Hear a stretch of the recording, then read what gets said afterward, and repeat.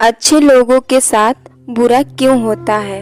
आपने महसूस किया होगा कि जो लोग अच्छे कर्म करते हैं वो लोग परेशान रहते हैं, वहीं जो बुरे कर्म करते हैं वो खुशी से रह रहे होते हैं। अच्छे कर्म करने वाले परेशान होते हैं कि उन्हें इतनी परीक्षा क्यों देनी पड़ रही है, जबकि जो अधर्म की राह में है वो खुश है और जिंदगी का लुत्फ उठा रहे हैं। ये जवाब वो है जो भागवत गीता में लिखा है और श्री कृष्ण ने अर्जुन को दिया था। भागवत गीता में वर्णित कथा के अनुसार जब भी अर्जुन के मन में कोई भी दुविधा होती थी तो वो श्री कृष्ण के पास पहुंच जाते थे।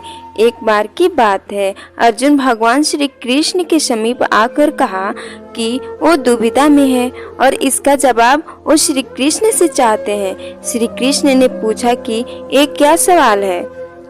अर्जुन ने कहा, मुझे ये जानना है कि जो लोग अच्छे हैं उनके साथ हमेशा बुरा क्यों होता है, वही बुरे लोग खुशहाल दिखते हैं।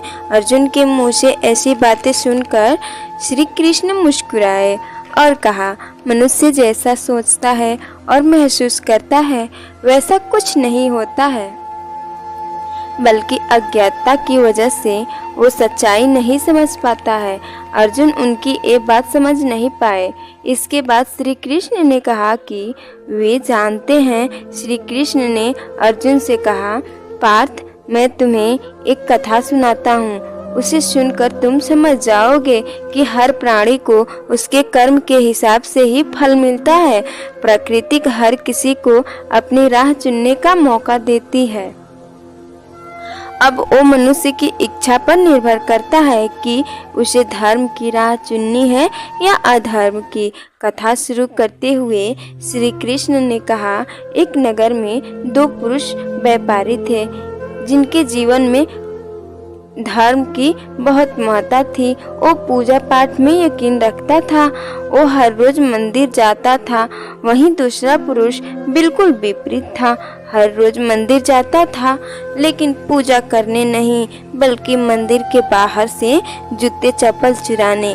उसे दान और धर्म से कोई लेना देना नहीं था। समय बीतता गया और एक दिन जोर की बारिश आई। इस वजह से मंदिर में पुजारी के अलावा कोई नहीं था।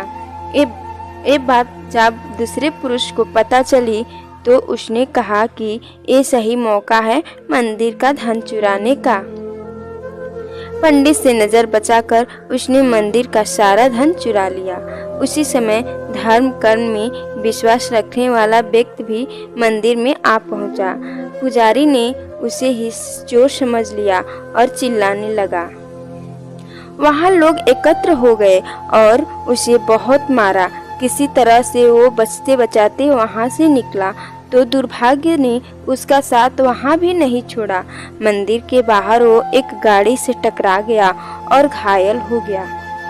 फिर वो व्यापारी लड़खड़ाते हुए जाने लगा तो रास्ते में उसकी मुलाकात उस पुरुष से हुई जिसने मंदिर से सारा धन चुराया था। उसने कहा, आज तो मेरी किस्मत चमक गई, मैं एक इतना सारा धन मिल गया।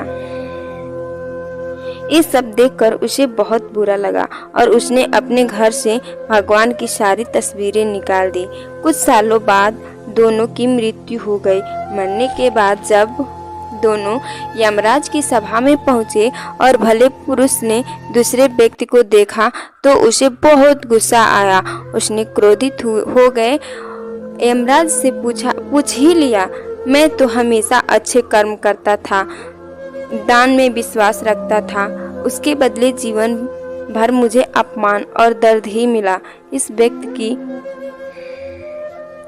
नोटों से भरी पोटली, आखिर ऐसा भेदभाव क्यों? इस पर यमराज ने बोला, पुत्र, तुम गलत समझ रहे हो।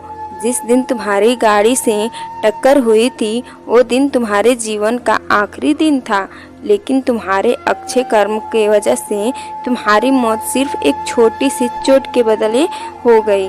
तुम इस दुष्ट व्यक्ति के बारे में जानना चाहते हो? दरअसल इसके भाग्य में राजयोग था, मगर इसके कुकर्मों और अधर्म की वजह से वो सिर्फ छोटी सी धन की पोटली में बदल गया। कथा सुनने के बाद श्री कृष्ण ने अर्जुन से कहते हुए कहा, पार्थ, क्या अब तुम्हारे सवाल का जवाब मिल गया? ऐसा सोचना कि भगवान तुम्हारे कर्मों को नज़रअंदाज कर रहे हैं, भगवान ये बिल्कुल भी सत्य नहीं। भगवान हमें कब क्या किस रूप में दे रहा है मनुष्य को समझ में नहीं आता है, मगर आप अच्छे कर्म करते रहें तो भगवान की कृपा हमेशा बनी रहती है। इसलिए अपने अच्छे कर्मों को बदलना नहीं चाहिए, क्योंकि उसका फल हमें इसी जीवन में मिलता है। इसलिए मनुष्य का फर्ज है कि वो हमेशा अच्छे कर्म करते रहें, क्योंकि श्री कृष्ण ने गीता में भी बताया है कि किसी के द्वारा किया गया कर्म बेकार नहीं जाता है, चाहे वो कर्म अच्छा हो या बुरा।